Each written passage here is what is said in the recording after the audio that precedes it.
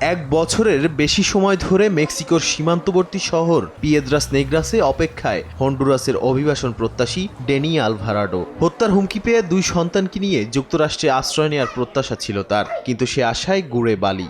যুক্তরাষ্ট্রে ফের ট্রাম্প জমানা শুরু হওয়ার পরই তার মোবাইল ফোনে CBP-1 অ্যাপয়েন্টমেন্ট বাতিল করার ইমেইল আসে।